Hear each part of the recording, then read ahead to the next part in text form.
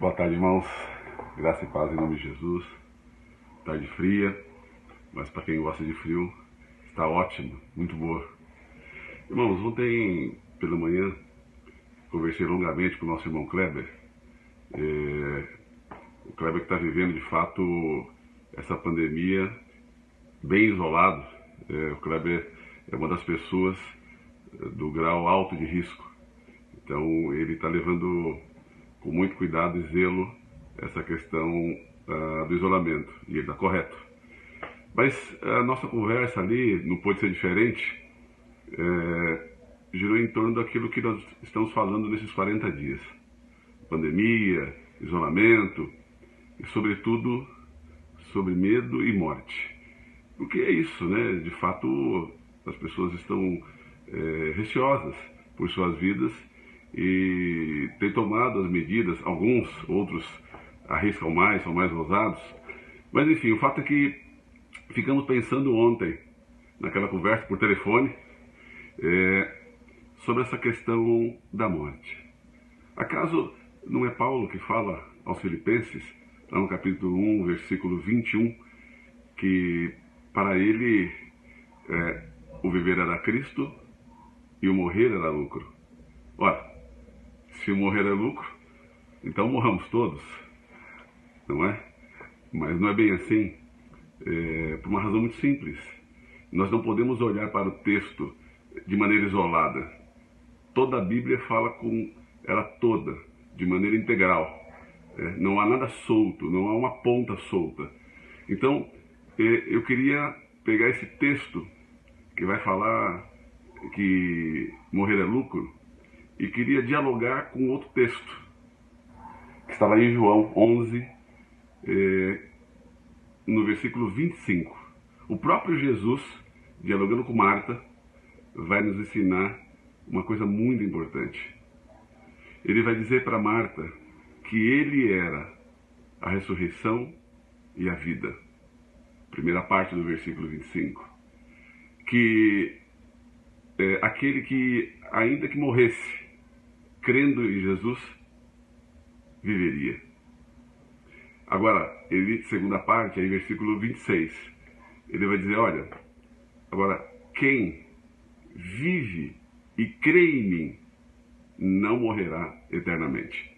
Portanto, Jesus traz uma reflexão aqui sobre morte, sobre vida, que é definidora. Precisamos entender uma coisa. Aquele que crê em Jesus tem vida. Ele se referia à ressurreição que ele ia operar na vida de Lázaro. Mas ele diz que quem crê e vive nele não morrerá eternamente. Portanto, a vida eterna, para viver eternamente, nós precisamos mais do que crer em Jesus. Nós precisamos viver Jesus. Repare que Paulo, então, não está tão equivocado. Aliás, não está equivocado. Precisamos entender o contexto da fala de Paulo em Filipenses. Paulo está dizendo, olha, para mim, o viver é Cristo. É exatamente o que está dizendo lá para Marta. Aqueles que crerem e viverem nele, viveriam eternamente. Ou seja, não teriam a morte eterna, portanto, teriam eternidade. Então, Paulo vai dizer, olha, o importante é que eu vivo Cristo. E se eu morrer é lucro. Mas, veja, este morrer não é se dar a morte. Até porque nós temos um propósito nessa vida. Tá certo? Paulo está no contexto do primeiro capítulo dizendo que o seu sofrimento contribui para a expansão do Evangelho de Cristo. Mas ele não está dizendo que nós temos que morrer de maneira gratuita para estar com Cristo. Tanto que ele vai continuar no versículo 22, versículo 23, 24, 25, falando que é necessário permanecer com os irmãos da igreja, inclusive de Filipenses. Mas perceba, todo aquele que não crê em Jesus terá duas mortes.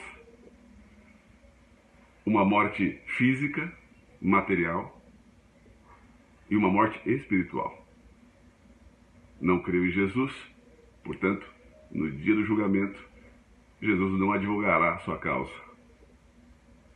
Agora, aqueles que são cristãos, que professam Cristo como Salvador, que creem de fato em Jesus, viveram Jesus. Veja, Jesus está dizendo para Marta, aqueles que creem e vivem em mim, estes só terão apenas uma morte, a morte física. A morte física, porque no grande dia, no dia do julgamento, o Senhor advogará a nossa causa. Mas perceba, a questão então não há o que se temer, não se trata de morte, se trata de vida. Não é como eu morro que vai definir a minha eternidade, é como eu vivo, e se vivo em Jesus ou não, que vai definir se vou morrer eternamente ou viver para sempre. Então a questão não se trata de morte, a questão se trata de vida. Então eu preciso viver Jesus. E parece clichê, mas não é. O que é viver Jesus? Não basta apenas crer. Nesse diálogo com Marta está claro. Veja, Lázaro foi ressuscitado e obviamente morreu posteriormente. Então é preciso viver Jesus. E o que seria viver Jesus? Eu queria propor aos irmãos, agora de maneira muito prática e objetiva, um exercício. Assim como precisamos cuidar do corpo físico, e aí muitas vezes precisamos reeducar nosso corpo com alimentação adequada, com exercícios, com uma boa noite de sono, nós também precisamos reeducar nossa alma e nosso espírito. E eu queria deixar aqui 3 propostas simples para reeducar alma e espírito e aí sim viver Jesus. Primeiro, assim como o corpo, que precisa de alimento e alimento de qualidade, alma e espírito precisam de alimento de qualidade. E o melhor alimento é a palavra de Deus, é a Bíblia. Portanto, possamos fazer o que quisermos, façamos sem deixar de ler a palavra de Deus. Este é o verdadeiro alimento, este é o alimento que de fato nutre a alma e o espírito. Ler.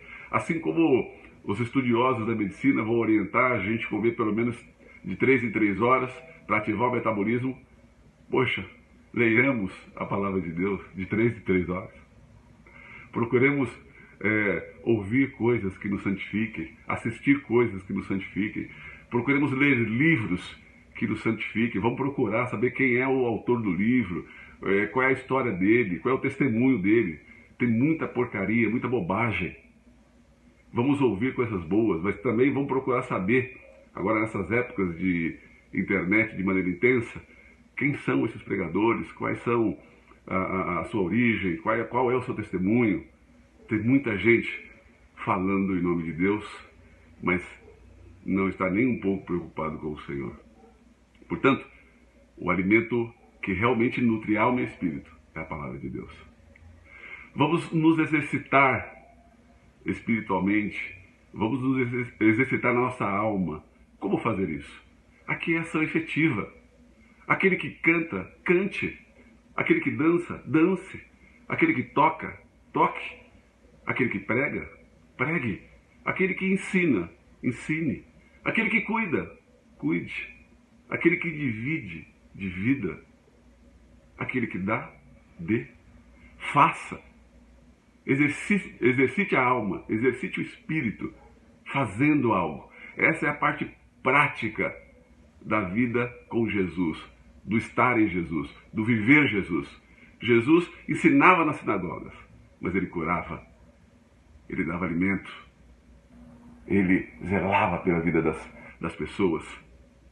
Então, é preciso exercitar alma e espírito. E por fim, uma boa noite de sono revigora. Tranquilidade, descanso.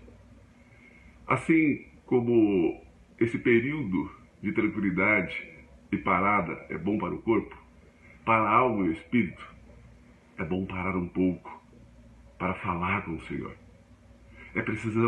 Nós precisamos nos entregar mais em momentos de oração, falar com o Senhor. Jesus nos deixa exemplos vários da Bíblia. Ele se retirava para o monte, ele se retirava para o mar, ele ficava sozinho, sempre para falar com o Pai. Sabe, irmãos, principalmente à noite, é muito bom falar com o Pai. Procure exercitar, acordar de madrugada, ou às vezes nem dormir. Procure separar tempo proveitoso, assim como uma boa noite de sono, para levar um bom tempo para desfrutar da presença do Senhor. Fale com Ele, fale dos seus dilemas, aponte, chore, ore, fique alegre, fique triste na presença de Jesus. Ouça Jesus. Jesus quer nos ouvir. Ele quer curar nossas feridas. Ele quer sarar nossa alma. Ele quer cuidar do nosso espírito.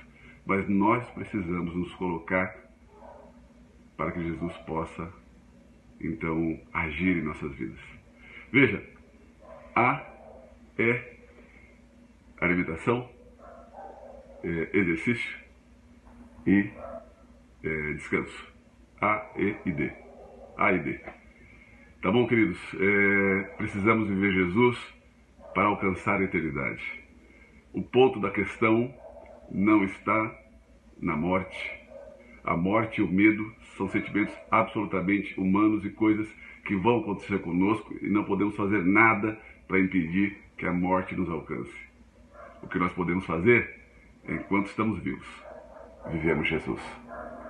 Glória a Deus, um bom final de quinta-feira, final de semana abençoado para os irmãos, forte abraço, fiquem na paz.